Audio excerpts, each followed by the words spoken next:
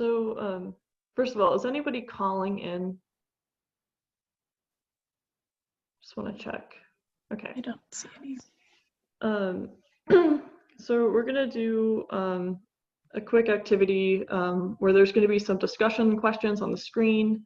If you were able to access the link or text the code at the beginning, and I'll bring that up in a second, you can start submitting answers to the questions on the screen and they'll appear like this. We also have a formal survey that we'll link at the end, for you to really write out what you're thinking, but this is just to generate a conversation. And so again, if you haven't already gone to the link in the chat, or if you've texted this, the code Garfield Mass 810 to 22333, that should set you up to start responding to the questions on the screen.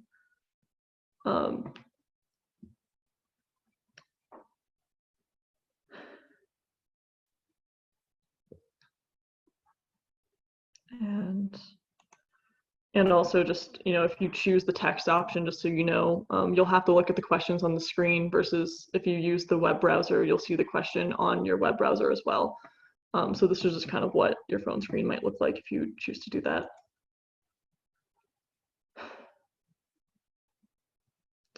And are there any questions, or is everybody, if someone isn't ready, then I'll wait. But if we're good to go, then I will move on.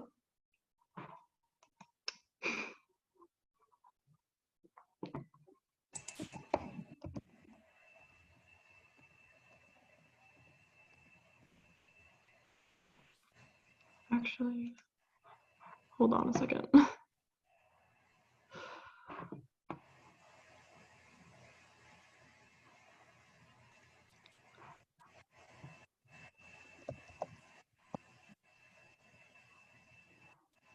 While Molly is setting that up, I was going to say that we also have other members here who can type your verbal answers down if you didn't get to figure out the internet part of it. So feel free to just speak up and we'll type it in. Great, thanks, Ruth. I also want to note, we're going to, because I recognize that this is probably on people's lunch breaks, so we're going to try to keep this about 3 to 4 minutes per question. And again, we're going to send a link to a survey that you can fill out on your own time and write whatever you're thinking. But this is really just for conversation. Okay, I'm going to see.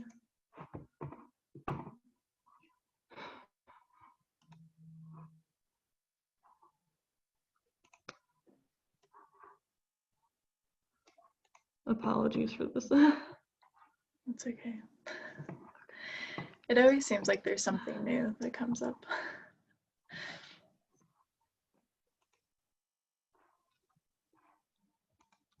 Okay, I'm going to try this again.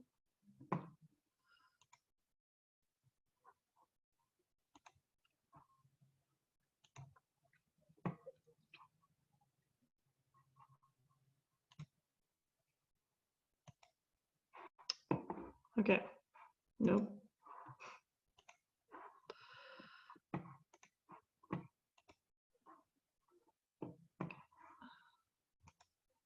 Does everybody see the web browser version? Okay. I'm gonna hit activate. So this first question is about what strengths do you see in your neighborhood? This is relevant to really the Garfield region, but if you want to talk more about East Toledo more broadly, that's okay too. Just talk to us about what you're thinking. You can do one-word responses, or if you want multiple words, you have to use a period, because if a space will break it up, if that makes sense. And I will set 4 minutes on the clock. Molly, I think there's a full screen button that might hide Yes. all this information on the side. Yeah, Yes. awesome.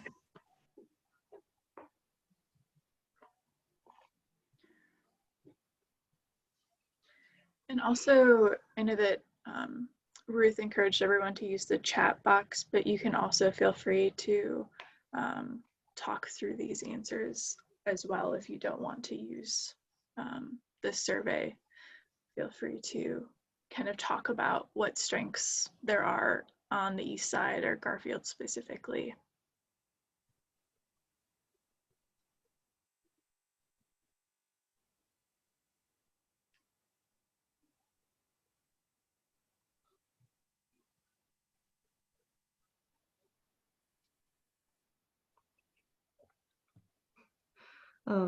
For who listed architecture, what is your favorite building or set of buildings?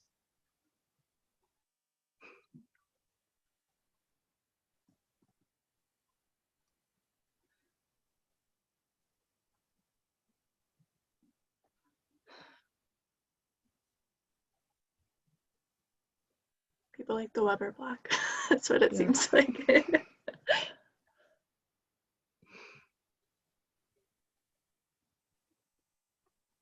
we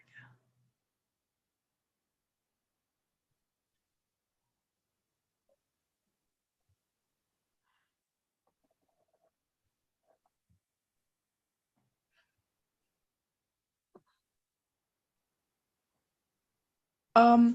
So for anybody that's submitting an answer that's more than one word, we suggest separating them with periods, because as you can see, when they post, they kind of separate them a little bit.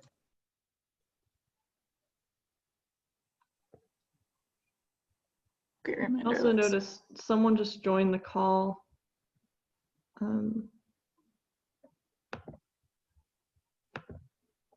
Where'd they go? Looks like Adolf Casillas. So Adolf, just so you know, we're doing this polling right now. You can go to the chat box. Oh, it looks like he's connecting to audio. Never mind. So for those who just joined, we are doing a live polling right now. So if you go to the chat box, you can click that link and it'll link you to this poll automatically, or feel free to talk through some of these polling questions. So right now we're asking, what strengths do you see in your neighborhood? Specific to Garfield, but also can be on the east side of Toledo. How are we doing on time, Molly? About a minute left. Okay. So really, if people want to talk about their answers, it'd be great. Someone mentioned industrial. Is that referring to the close proximity to industrial jobs on the east side? Actually, that was me. Sorry, my inability to follow directions well. So one of the things that I always really liked about the sort of the history of the culture there was that there was a strong tie to the industry of the waterfront. Okay.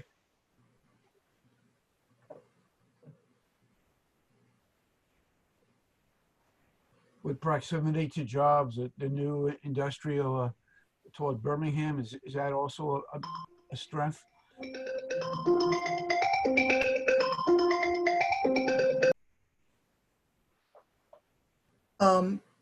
I think so. I think that's a very distinct sort of historical, cultural kind of, and that may be too much of an artifact moving forward, but it was a character of that neighborhood that I always really liked and identified with. Good. Thanks.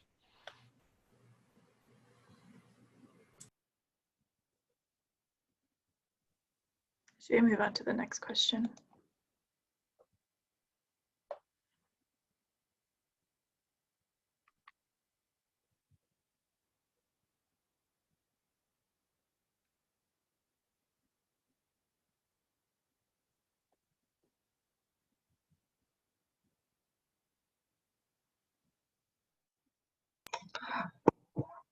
It's in the process of clearing previous, actually.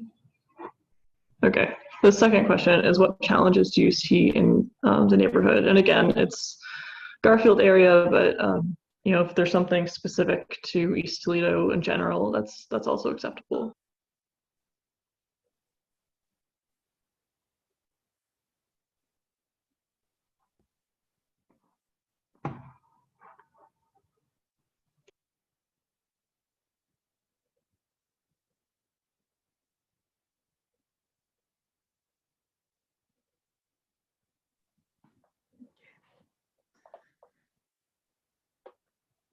So it looks like so far some of the responses are repairs, blight, absentee landlords, appearance. For blight, I'm wondering what specific blight, like is it related to residential? Is it related to commercial? Vacant land? What kind of blight are we talking about? All of the above. It's actually more a lack of code enforcement. So that's on the city. Okay, great. Thanks, Erin.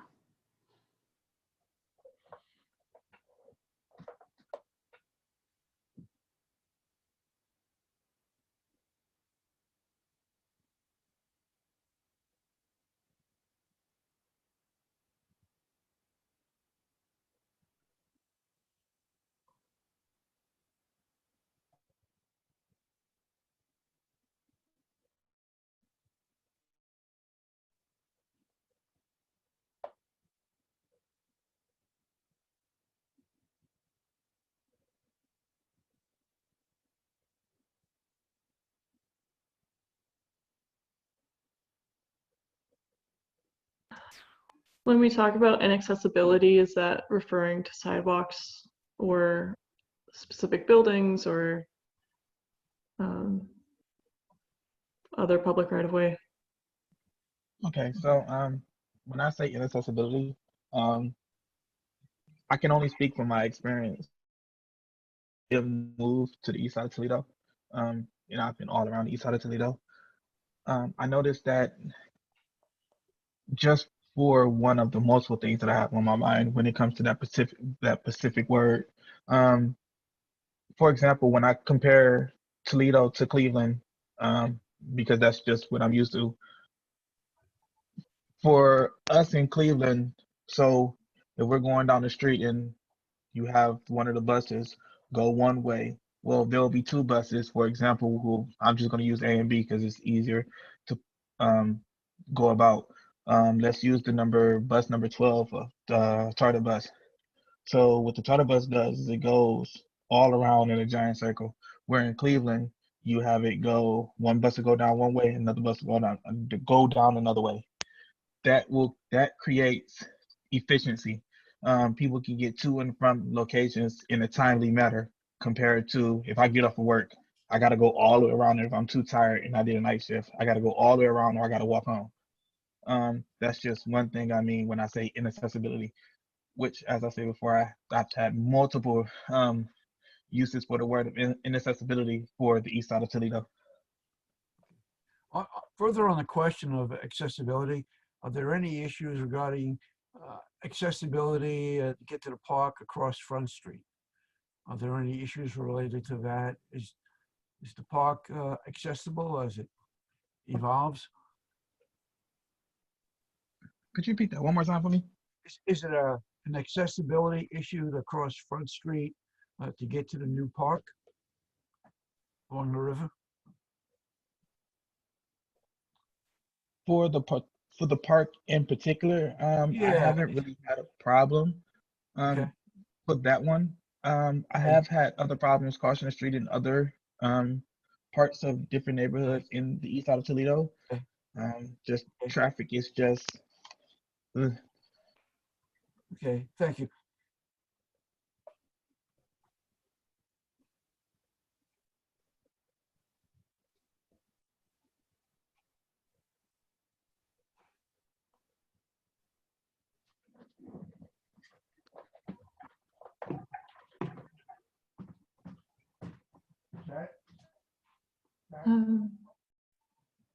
Okay.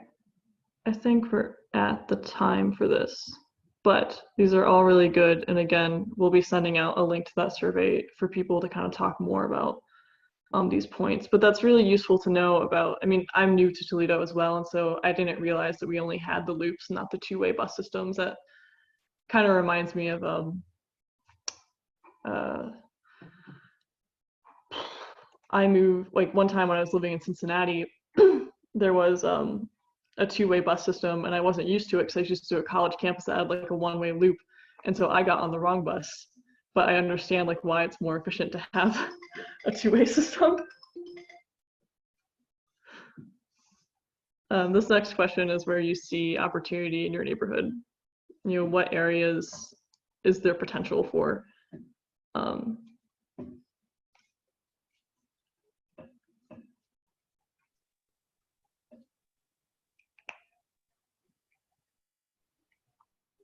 This could also be including, you know, like what this community might benefit from in terms of different services, or, you know, if there's specific stores or businesses that you would need within East Toledo or specifically Garfield.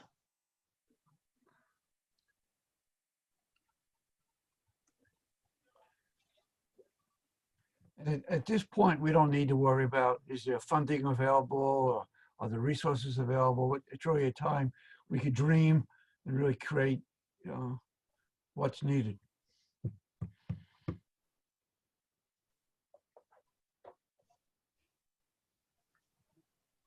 I see a lot of like retail and economic growth and new development. Maybe more specific, maybe, of like what specific businesses would be useful, or even expanding on existing businesses.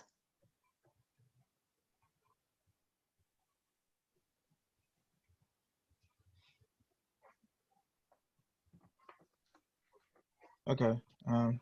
I know this wasn't nobody gonna take this one. So when I say economic structure, basically from when I was on the east side of Toledo, I noticed that there was a lot of buildings not being used. With that being said, those buildings can be put to use for the economic growth of the east side of Toledo, which is in dire need. Just for example, I'm trying to remember this off the top of my head because I moved from the east side of Toledo a few months back. There's so you take the 12, you go down, I believe it's Main Street, I'm not 100% sure. There's the grocery store, and then there's that giant vacant building next to it. I can give more details at a later date when I go revisit this because I honestly don't remember off the top of my head. But for example, that building in particular, that building isn't being used, and that building can be used for an office space, which because of the new apartments down the street from there, it's by the bridge, that will help with the economic growth of that particular area. Okay, that makes sense. I think you might be referring to either the Weber block or the Masonic building. There's a couple of large structures on Main Street that are currently vacant, so.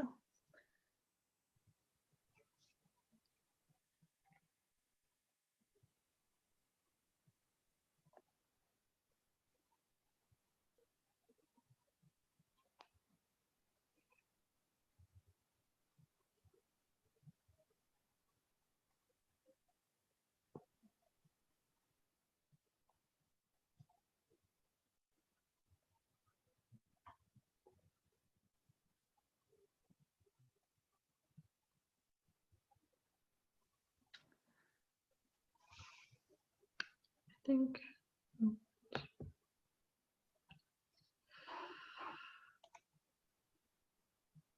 Okay.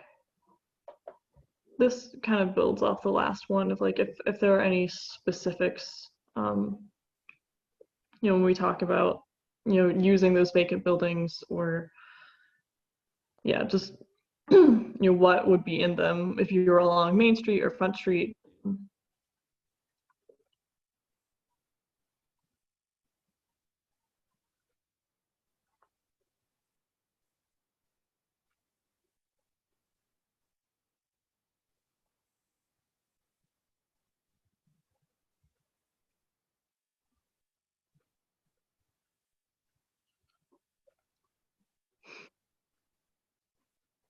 I remember when we were out surveying, someone had talked to us about how there used to be a Boys and Girls Club in the area, and there's no longer. I saw somebody put youth center. I didn't know if anybody knew more about that.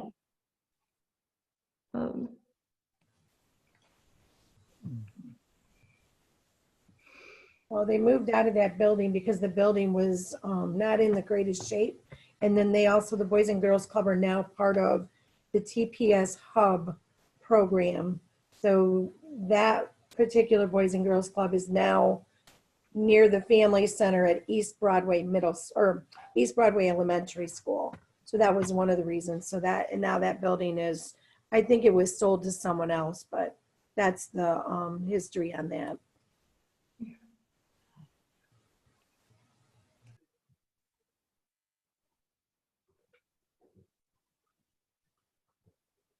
The Weber building gets identified frequently. As everyone knows, the second and third floors are vacant. And it's some of the most historical parts of the structure.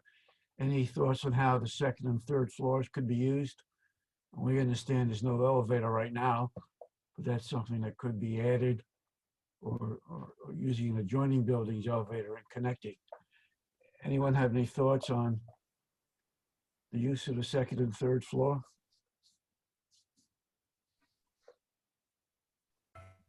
What building are we talking about? Weber building, corner of Front Main, a 3-story building, includes Michael's on the first floor.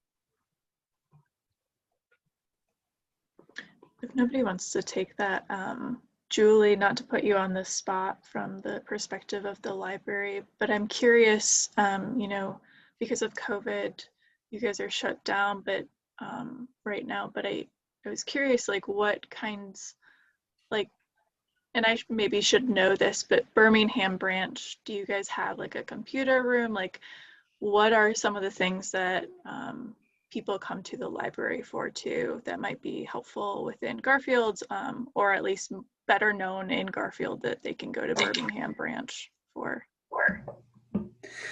I am sorry, what was your question? What do we have to offer right now? Is that your question? Well, maybe not specifically right now, because I know that like you're limited because of COVID, but just in general, like, does the library have, I'm assuming, like a computer lab, or what are some of the other programs you might offer at the library that Garfield could benefit from? Well, yes, we do offer computer classes, and we used to have an after-school program, usually twice a week, one for tweens and one for kids. And then we had teen programs maybe every other week. We also had a homework helper who was here 3 times a week. That was really helpful to the kids. And we had a program called Reading Buddies, where an adult was spending time reading one-on-one with the children and then offering them incentives for completing reading goals. So those were all really helpful programs to the neighborhood, which unfortunately were all curtailed due to COVID-19. Right, sure. Thanks. That helps us though to know kind of what's out there under more normal circumstances. Yes, hopefully someday. Hopefully someday soon. Yes. Thanks, Julie. You're welcome.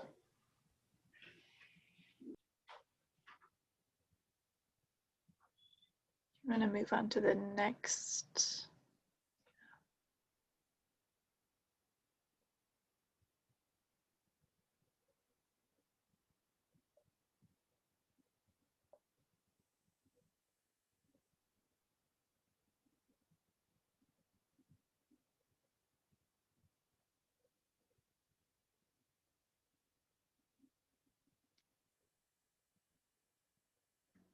This will be the last question, Molly, or are there 2 more? We have a question about like where we could move to the last question of just what people's vision is, unless we want to talk about anchors, because I realize we're running a little short on time and we can send out that survey for people, whichever we think is best. I'm just trying to clear the responses from the previous meeting, and it has some lag. Sure.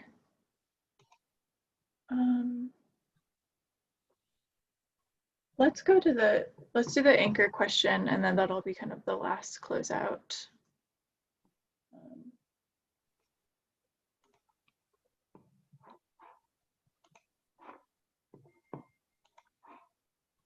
Okay.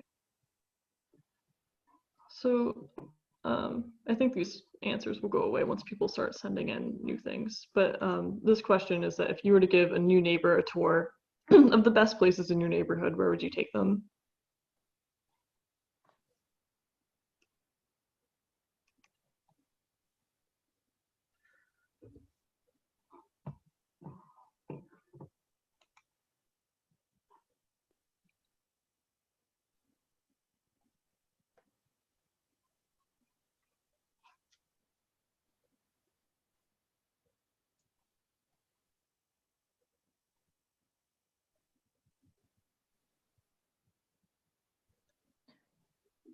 And this can again include all of East Toledo and not specific to Garfield, because we realize that the East Side is its own community, and Garfield is just one small player or one small neighborhood within that.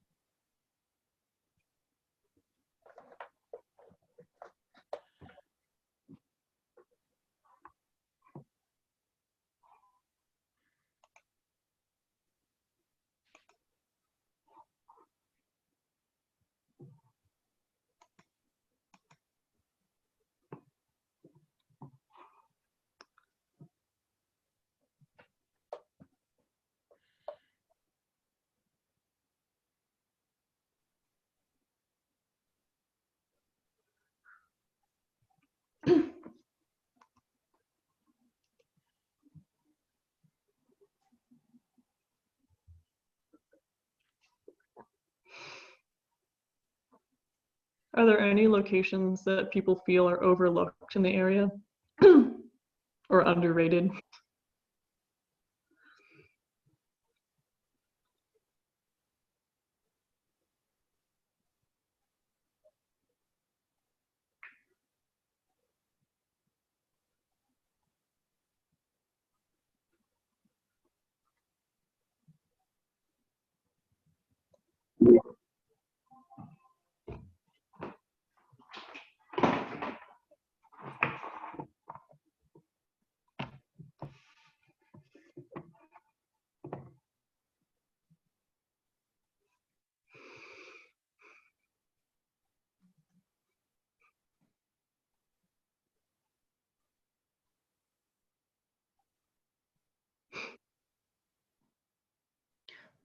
Molly, do you want to close this out so we can kind of wrap it up? Yeah, and these are all responses. They're all saved. Okay.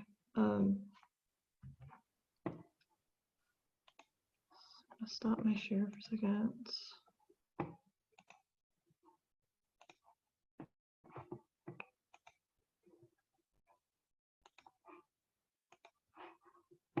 Go back here.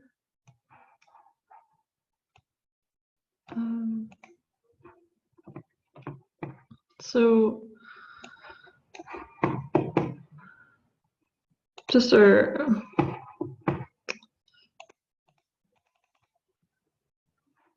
closeout is just to let people know where they can go for updates and how to contact us throughout this process. We do have a website up and running. We do have Instagram and Facebook. And we also, if it's not in the chat box already, we do have a survey that has all those questions that we just asked. And we also have more questions about what people's interests are in getting involved. And we would ask that you share that with, you know, all your friends and neighbors in the community, and like, because that will go right back to us, and that would just help us get the word out.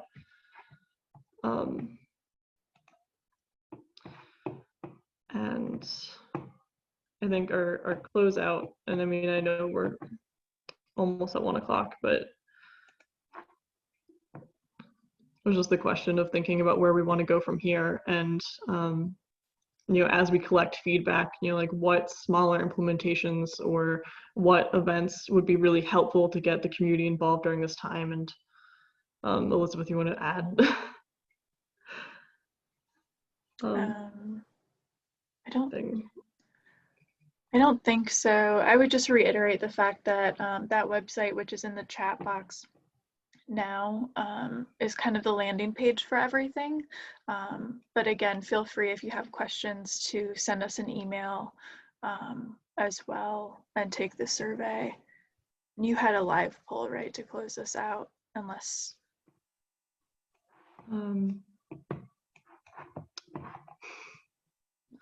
Yeah. I was also curious there. I noticed that there were 2 people that joined when we were polling. If you would introduce yourself, if, just something brief, because I think we did our introduction at the beginning, just so we know who is all present. Yeah, this is Todd Dean, principal of Wade High School. I had a few issues I was dealing with, and it took me a while to log on, so I apologize. Thanks, Todd. Glad to have you on. And then Um, Adolf, I don't know. Our presentation, we'll upload it on YouTube, but also, you know, if you want to reach out to us via email, or if you want to have a phone call so we can catch you up, you just let us know. But happy to have, especially happy to have representatives from the high school, because that's, I think, where we really want to, it's kind of like our next target area. Mm-hmm. Yeah. And I think another reminder, like, again, look at the website, but we will also be, there's a newsletter that goes out about every month. So if you registered for the event today via Eventbrite, we'll go ahead and automatically register you for that newsletter so you can kind of stay up to date. So. Great, thank you. With that, thank you everybody for being here today. We had a quieter group, but I think it was a really great conversation and good workshop. And again, like Molly said, this will be available on YouTube and through our social media platforms. So thank you everybody. Have a good Wednesday and enjoy the rest of your week. Thanks, Elizabeth. Thanks, everyone. Thank you.